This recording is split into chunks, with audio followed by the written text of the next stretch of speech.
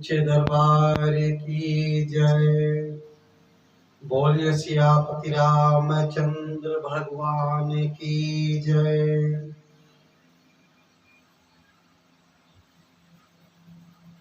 गुरुर्ब्रह्मा गुरुर्विष्णु अगुरुर्देवो महेश्वर। गुरुर्साक्षात् परम ब्रह्म तस्मै श्री गुरुवे नमः। तस्मै श्री गुरुवे नमः। यह तन विष की पेलड़ी तो गुरु अमृत की खान। शीश दिए सतगुरु मिले तो भी सस्ता जाओ। कि गुरु तो आज गली गली घूम रहे हैं, चेला नहीं मिल रहा है। गुरु क्या है? कहते हैं यह तन विष की बेलड़ी गुरु अमृत की खान। शीश दिए सदगुरु मिले तो भी सस्ता जा। गुरु अनेक हो सकता है, सदगुरु एक है जो परमात्मा का दर्शन कराता है। सारा संसार विस्मय है, गुरु ही अमृत की खान है। कहते हैं शीश कटाने में, सर कटाने में अगर सदगुरु मिल जाए तो सच्चा सौदा हो गया। एक भजन के माध्यम से, और साधु सो सतगुरु मोहि भावे। साधु सो सतगुरु मोहि भावे। सत्य प्रेम का भरी भरी प्याला। सत्य प्रेम का भरी भरी प्याला। आप पिए और प्यावे। साधु सो सतगुरु मोहि भावे। साधु सो सतगुरु मोहि भावे। पर्दा दूर करे अखियन का ब्रह्म तरस दिखलावे। पर्दा दूर करे अखियन का ब्रह्म तरस दिखलावे। साधु सो सतगुरु मोहि भावे। साधु सो सतगुरु मोहि भावे। जिस दर्शन को सब जन तरसत। जिस दर्शन को सब जन तरसे घट बिच ताहि दिखावे। जिस दर्शन को सब जन तरसे घट बिच ताहि दिखावे। साधु सो सतगुरु मोहि भावे। साधु सो सतगुरु मोहि भावे। एक ही सब सुख दुख दिखलावे। एक ही सब सुख दुख दिखलावे। शब्द में सूरति समावे। साधु सो सतगुरु मोहि भावे। साधु सो सतगुरु मोहि भावे। कहते कबीर ताको भय नाही। कहते कबीर ताको भय नाही। निर्भय पद पर पावे।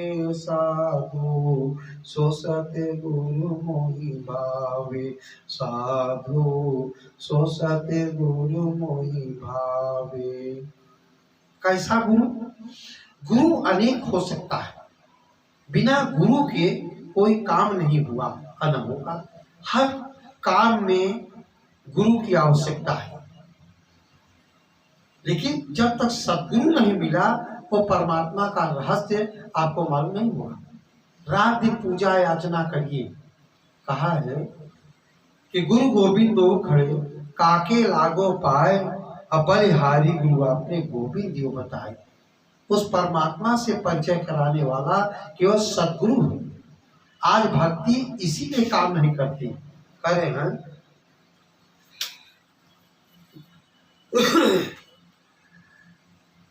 इसलिए सद्गुरु की शरण नितांत आवश्यक है। राम भगत चिंतामणि सुंदर, बसई गरुड़ जाके उर अंतर। परम प्रकाश रूप दिन राती, नहीं चाहिए कछु दिया गीत बाती। कि राम की भक्ति चिंताओं को हरण कर लेगी। कब? जब सद्गुरु मिलेंगे तब भक्ति का ज्ञान होगा। भक्ति है क्या? राम भगत चिंतामणि, वो चिंता को हरण कर लेगी। वो मणि आपके अंदर है, लोग बाहर कूद रहे हैं। बसई गरुड़ जाके उर अंतर, वो परमात्मा आपके अंदर है। आज बहिर्मुखी प्रवाह है, लोग यही मान बैठते कि यही परमात्मा है, यहीं पर है और कहीं है नहीं। भगवान सर्वत्र है। प्रेम से प्रकट हो मैं जाना। जब परमात्मा से प्रेम होगा तब प्रकट होगा। अब प्रेम बिना जाने हो नहीं सकता। प्रेम तभी प्रकट होगा जब आप उसको जानेंगे। और जानाने वाला केवल सद्गुरु है। कि जाने बिना होय प्रतीति, अबिन प्रतीति होय न प्रीति। और जब होय प्रीति तो लोग न पतीजे, और जब लोग न पतीजे तो हम क्या कीजिए। ईश्वर जानने का विषय है, मानने का विषय नहीं है। रामचरितमानस में भी आया है, जो जानई सोई आप जनाई, अजानत तुम्हें हुई जाई। जानने के बाद आप वही जिसको खोज रहे हैं। तो राम भगत चिंता बड़ी सुंदर, बसई गरुड़ जाके उर अंतर। परम प्रकाश रूप दिन राती, नहीं चाहिए कछु दिया की बाती। आपके अंतर जगत में लाखों सूर्य का प्रकाश है। उस प्रकाश का पूजा करना था, उस ज्योति का दर्शन करना था। आज लोग वह पूजा कर रहे हैं। इसलिए ये कब मिलेगा? कि भगति तात अनुपम सुख मूला, अमिलई जो संत होय अनुकूला। हे तात, भक्ति सभी सुखों के मूल है, परंतु यह भक्ति प्राप्त तभी होती है जब संत की कृपा होती है। काकभूषुंडी जी गरुड़ को समझाते हुए कहते हैं, राम सिंधु सजनक धर धीरा, अचंदन तर हर संत समीरा। सब खर फल हरि भगत सुहाई, असो बिनु संतन काहू पाई। जब किसी व्यक्ति को बहुत प्यास लगे और वह अपनी प्यास बुझाने के लिए समुद्र के पास चला जाए तो भी उसकी प्यास कभी नहीं बुझेगी। यद्यप समुद्र में अथाह जल है, लेकिन वह पानी खारा होता है जो सीधे रूप में पीने योग्य नहीं है। परंतु जिस समय वही पानी बादल बनकर धरती पर बरसता है तो बहुत ही निर्मल और स्वच्छ हो जाता है, और वह पानी किसी की भी प्यास बुझाने में सक्षम है। इसी प्रकार प्रभु श्री रामचंद्र भगवान समुद्र के सदृश हैं और संत महापुरुष बादल हैं। जब प्रभु साकार रूप धारण कर संतों महापुरुषों के वेश में अवतरित होते हैं तब वे हमारा मार्गदर्शन करते हैं और हम प्रभु का साक्षात्कार कर पाते हैं।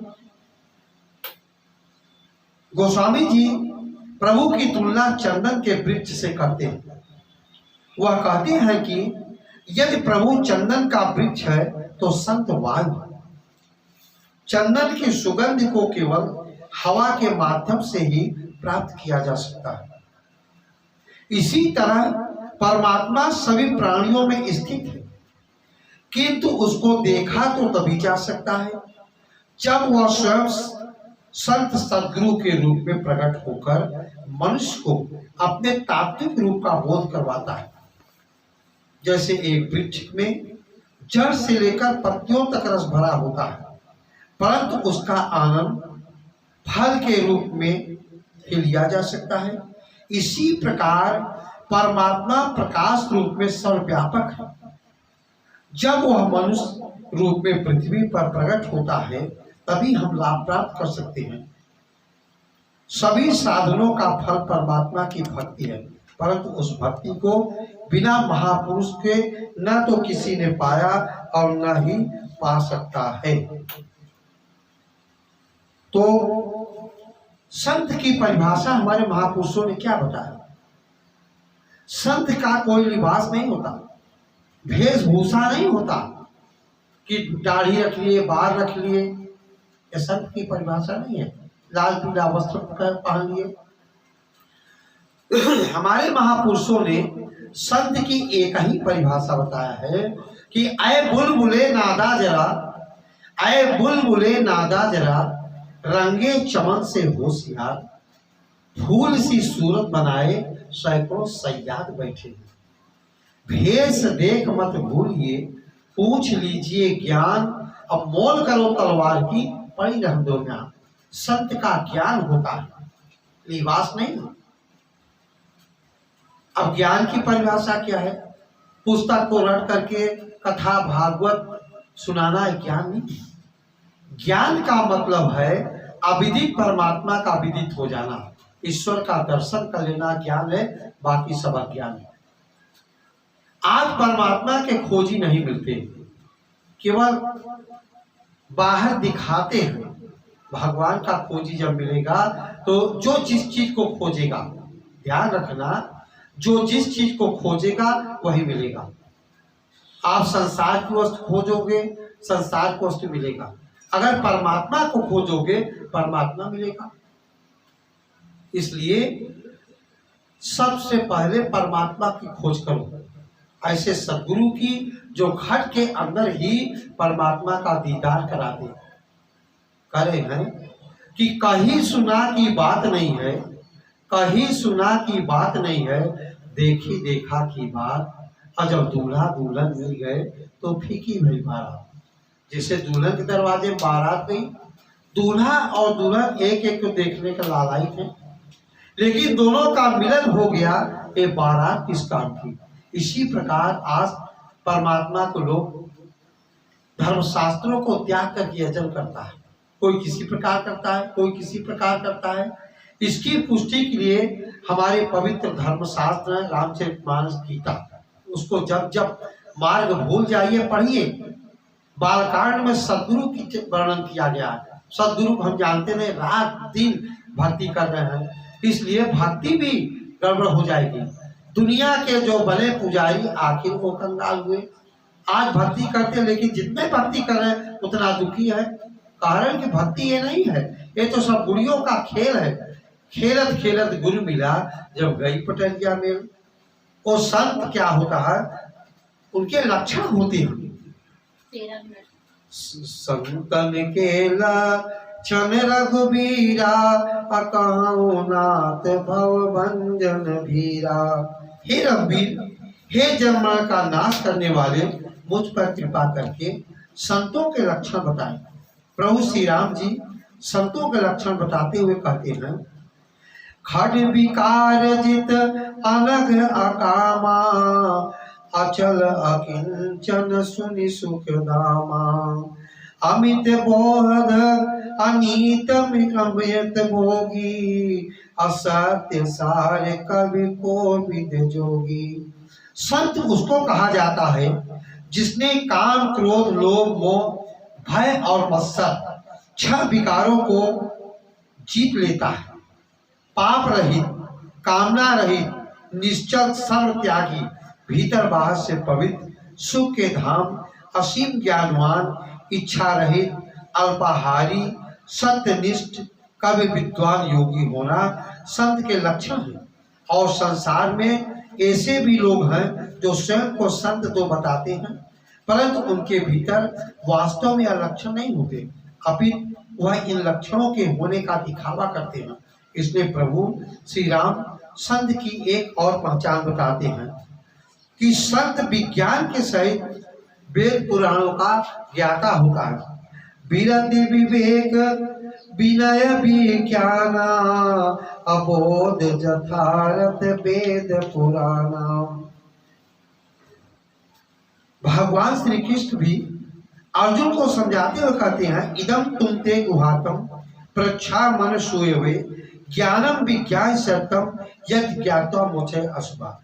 हे अर्जुन, मैं तुम्हें अति गोपनीय ज्ञान विज्ञान सहित मैं कहता हूँ, जिसे जानने के पश्चात तू दुख रूपी संसार से मुक्त हो जाएगा।